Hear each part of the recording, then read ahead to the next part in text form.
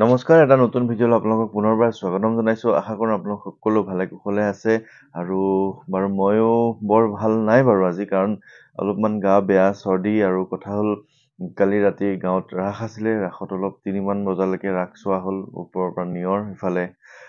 তাৰপিছত কি হ'ল, আহি পাওঁ, কালি এঘৰত নিমন্ত্ৰণ আছিলে, ওচৰৰে অলপ দূৰত আহি পালোঁ। আহি পাই ৰাস চাবলৈ বহি আছোঁ, তেনেকুৱাতে ওচৰৰ দাদা এজনে সেই শংখচূড় মানে অসুৰ ওলাব সময়ত মাইক্ৰফোনটো আনি হাতত দি দিলে। এতিয়া মাইক্ৰফোনটো যেতিয়া হাতত দি দিলে, এতিয়া মানে হাঁহিডালটো উলিয়াব লাগিব অসুৰৰ। আগতে তেনেকে যোৱা নাই এইবছৰ ৰাসলৈ বুলি, তেনেকে যাব পৰা নাই। ভিডিঅ' বনোৱাৰ নামতে হওক বা নিমন্ত্ৰণ ৰক্ষা কৰাৰ নামতে হওক, মই ৰাসলৈ গৈয়ে নাপালোঁ। এতিয়া শংখচূড়ৰ হাঁহিটো উলিয়াব লাগে, ইফালে মানে মিলাব পৰা নাই। বেলেগ এজনেও বাৰু কৰি আছে, অকণমান এক্সপাৰ্ট এজনে, তাৰ লগত ময়ো এজন মানে মোক দি দিলে। এতিয়া চিঞৰি বাখৰি যেনে তেনে আৰু হাঁহি চাঁহি উলিয়ালোঁ। কিন্তু কথা হ'ল, বহুত দিনৰ মূৰত একদম হেৰি হ'ল, মানে এইফালে নিয়ৰ পৰি আছে, মাতটো বহি গ'ল। এতিয়ালৈকে ডিঙি ইয়াত বিষ। মইতো ভাবিছিলোঁ যে আজি মোৰ মাত নোলাবই চাগে। বাৰু যি কি নহওক, এয়া মোৰ বাৰু ব্যক্তিগত কথা। বাৰু যি কি নহওক, আজি যিহেতু মঙ্গলবাৰ, আৰু এই মঙ্গলবাৰ দিনা প্ৰায় আমাৰ ঘৰত 2-এজন ভক্ত আহে। আৰু আজিও তেনেকে আহি, ভগত বৈষ্ণৱ আহি ইয়াতে আমাৰ নামঘৰতে সেৱা প্ৰাৰ্থনা জনাইছে, মোকো লগ পাইছে। ময়ো তেওঁলোকৰ সৈতে যিমানখিনি পাৰোঁ কথা পাতিবলৈ তেওঁলোকৰ সৈতে কথা পাতিছোঁ। আৰু যিসকল লোক আহিছিলে, মানে গোটেই কেইজন লোকৰে এটাই সমস্যা, মই সদায় যি কৈ আছোঁ যে ক'লা যাদু, ব্লেক মেজিকৰ সমস্যা। তেওঁলোকে মানে অৱস্থা নোহোৱা হৈ লাষ্টত মানে এই মোৰ ভিডিঅ'বিলাক পাই পেলাই আহে। আৰু তাৰে এগৰাকীটো কৈছে যে প্ৰায় 10 লাখমান টকা তেওঁলোকে ব্লেক মেজিকৰ নামত খৰচ হ'ল। তেনেকুৱা ধৰণৰ কথা। আৰু এতিয়া কিনো ক'ব, এতিয়া সকলোৰে যিহেতু নিজৰ ভালৰ কাৰণে কিবা এটা চিন্তা কৰে। মই যে আপোনালোকক এই কথাখিনি কৈ আছোঁ, মইতো এজন ভুক্তভোগী। মইতো গৈছোঁ ন এটা সময়ত তেনেকুৱা ধৰণৰ। মোৰ ঘৰতো এনেকুৱা কিবা খান্দি উলিয়াবলৈ চেষ্টা কৰিছোঁ, ৰাতি মানুহ মাতি আনি। তেনেকুৱা ধৰণৰ হয় যে আমি যেতিয়া কোনোফালে উপায় নোপোৱা হৈ যাওঁ, উৱাদি নোপোৱা হৈ যাওঁ, আমি ভাবোঁ যে তেনেকুৱা তন্ত্ৰ মন্ত্ৰ কবিৰাজৰ ওচৰতে যোৱাটো ভাল হ'ব। কাৰণ আমি সকলোৱে নিজৰ ঘৰখনৰ কথা, নিজৰ কথা চিন্তা কৰোঁ। আৰু তেনেকে গ'লে কেতিয়াবা আমি ফচি যাওঁ। ফচি গ'লে মানে গোটেই পইচা পাতি আমাৰ গোটেইখিনি ধ্বংস হৈ যায়। সেইটো এটা মানে অকণমান মানে অশুভ লক্ষণ। আমি কিছুমান কথাত আমি বুজি ল'ব লাগে যে আপোনাৰ নামত যদি কিবা বলি বিধান দিবলৈ কয়, বা কিবা পূজা কৰিবলৈ কয়, কিবা নতুন বাচন বৰ্তন কিনি পেলাই পূজা দিয়াৰ কথা কয়, আপোনাক যেতিয়া ক'ব যে আপুনি সেই সামগ্ৰীখিনি আপুনি কিনি দিব নালাগে, সেইখিনি সামগ্ৰী সেই তান্ত্ৰিকজনে নিজেই কিনি ল'ব, কেৱল ধনটো দি দিব লাগে, তেতিয়া আপুনি সেই ক্ষেত্ৰত অকণমান বুজি পাই সাৱধান হোৱাটো দৰকাৰ। যে যিখিনি বস্তু আপুনি কিনি দিলেও হয়, আপুনি নিজৰ কাৰণে এটা পূজা দিব, সেই পূজা সামগ্ৰীখিনি যেতিয়া আপুনি নিজে কিনি দিব, ভালৰ ভালটোৱেতো কিনি দিব। কিন্তু ইয়াত এনেকুৱা হৈ যায় যে আপোনাক কিনিবলৈ দিয়া নহয়, তেওঁ নিজে কিনি ল'ব।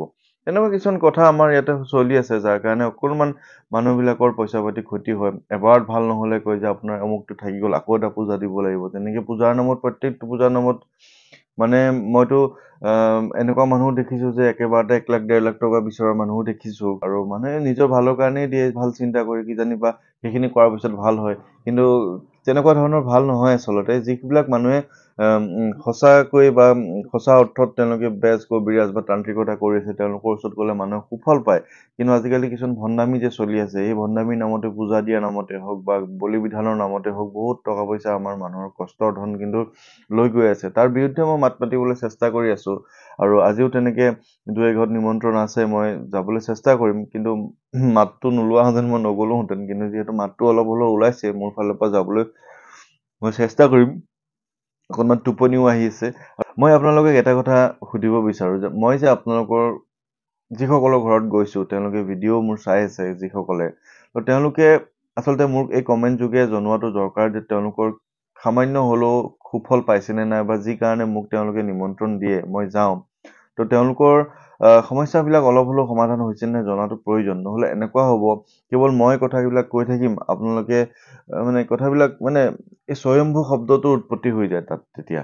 যে নিজে নিজকে যে কৈ থকা হয়, তেনেকুৱা ধৰণৰ কথা এটা সৃষ্টি হৈ যায়। তেনেকুৱা হ'লে মোৰো ভাল নালাগিব কিন্তু। গতিকে আপোনালোকে যদি মোৰ দ্বাৰা কিবা অকণমান হ'লেও সফলতা পাইছে, বজৰং মান পঢ়ি আপোনালোকৰ ঘৰত যদি আগৰ কিবা ভূত প্ৰেতৰ সমস্যা দূৰ হৈছে বুলি ভাবে, বা আপোনালোকৰ বেমাৰ আজাৰ কিছু কমিছে, বা মনটো হ'লেও ভাল লাগিছে বুলি হয়, তেনেকুৱা হ'লে কিন্তু আপোনালোকে মোক এই কমেণ্ট যোগে আচলতে জনাব লাগে।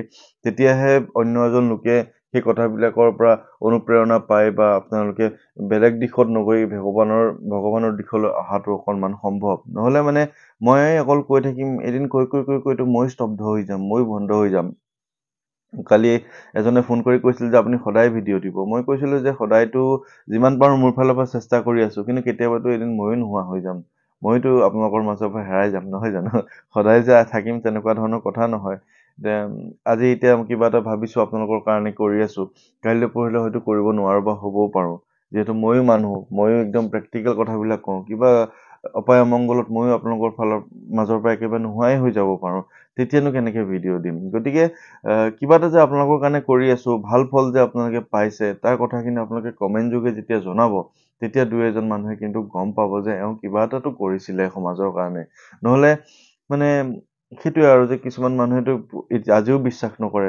আজিও মোৰ কথাবিলাক কিবা বেলেগ আকাৰে ল'বলৈ মানে বিচাৰে। কিন্তু মইতো জানো মই কি কৰি আছোঁ, বা আপোনালোকে যিসকলে মোক বিশ্বাস কৰিছে বা যিসকলে মোৰ লগত মোৰ ঘৰলৈ আহি হ'লেও হওক বা মোক আপোনালোকে মাতি লগ পাই হ'লেও হওক, ফোনত কথা পাতি হ'লেও, আপোনালোকেতো মোকতো যিসকলে জানিছে তেওঁলোকেতো জানিছেই। গতিকে এই কথাবিলাক আচলতে বিভ্ৰান্তি হ'ব নালাগে মানুহৰ মাজত।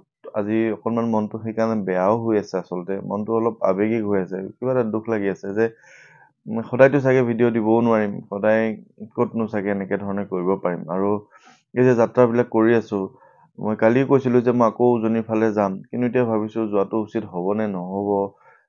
এনেই কষ্ট কৰি আছোঁ নেকি, যদি আপোনালোকে একো ফল নহয়। মানে আপোনালোকৰ কষ্ট হয় দিয়কচোন সকলোৰে। গতিকে এই কথাবিলাক আপোনালোকে জনাই দিব। আৰু আপোনালোকে সকলো আচলতে ভালে আছে চাগে। আজি যি দুখন ঘৰলৈ যাম আমাৰ তেজপুৰতে, তেওঁলোকৰ ঘৰতো কিন্তু বেলেগ মানুহে তন্ত্ৰ মন্ত্ৰৰ দ্বাৰা বহুত বেছি ক্ষতি কৰি থৈছে। সেই ক্ষতি কৰি থোৱাৰ কাৰণে তেওঁলোকে মোৰ ভিডিঅ' পাই তেওঁলোকে মোক নিমন্ত্ৰণ জনাইছে। আৰু তেওঁলোকৰ ঘৰত মই জানো, তেওঁলোকৰ ঘৰত যেতিয়া মই বজৰংগ বাণখন পঢ়ি দিম, হনুমানজীৰ বাণখন যেতিয়া পঢ়ি দিম, তেতিয়া তেওঁলোকৰ ঘৰৰ সকলো সমস্যা কিন্তু দূৰ হৈ যাব। কিন্তু তথাপিও তেওঁলোকে যদি নিজে নকয়, তেওঁলোকে যদি সমাজৰ কাৰণে বা মোৰ এই কমেণ্টবিলাকত নিজে কথাখিনি নকয় ভাল হৈছে বুলি, তেনেহ'লেতো বেলেগ এজনে কেনেকে গম পাব? কেৱল মইহে কৈ আছোঁ কথাবিলাক। গতিকে এনেকুৱা ধৰণৰ হ'লে মনত অকণমান দুখ লাগে। সেইকাৰণে ভাবিছোঁ যে যাত্ৰাবিলাক একেবাৰে বন্ধই কৰি দিম চাগে। কাৰণ কেতিয়াবা মোৰ বিপদ আহিব পাৰে। আৰু মই আশা কৰোঁ আপোনালোকেতো মোক ভালেই পায়, সকলোৱে মোক মৰম কৰে, ভাল পায়। কিন্তু কেতিয়াবা মোৰ নিজৰ স্বাৰ্থত কিছুমান কথা মই চিন্তা কৰিবলৈ বাধ্য হ'ব লাগিব। হয়নে নহয় আপোনালোকে কওকচোন? আৰু হনুমানজী হৈছে এনেকুৱা এটা শক্তি, যি শক্তিয়ে আপোনালোকৰ ঘৰত যিকোনো মানে বেয়া শক্তি, নিগেটিভ এনাৰ্জি সকলোখিনি কিন্তু ধ্বংস কৰি দিয়ে। সেইখিনি মই জানোৱেই, প্ৰমাণো পাইছোঁ। গতিকে আজি বৰ বিশেষ ভিডিঅ'টো নবনাও দিয়ক। মই নাই পৰা মানে টোপনি আহি আছে, ভাগৰ লাগি আছে, এফালে যাব লগাও হৈ আছে। গতিকে আপোনালোকৰ কাৰণে কিবা এটা কৰি আছোঁ, সদায় কৰি আছোঁ। আজি এই কালি ৩টা বজাত শুই আজি দিনটোৰ গোটেইখিনি কাম কৰি আকৌ আজি ৰাতি কেইটা বজাতো নাজানো ওলাইছোঁ আপোনালোকৰ কাৰণে। তেনেকে ধৰণে কৰি আছোঁ আৰু আপোনালোকৰ সকলোৱে ভাল কামনা কৰিছোঁ, কুশল মংগলে থাকিব আপোনালোক। আৰু ভিডিঅ'টো আজি বিশেষ কৰিব নোৱাৰিলোঁ, তাৰ কাৰণে ক্ষমা বিচাৰিছোঁ। আৰু সকলো কুশলে থাকিব। ধন্যবাদ।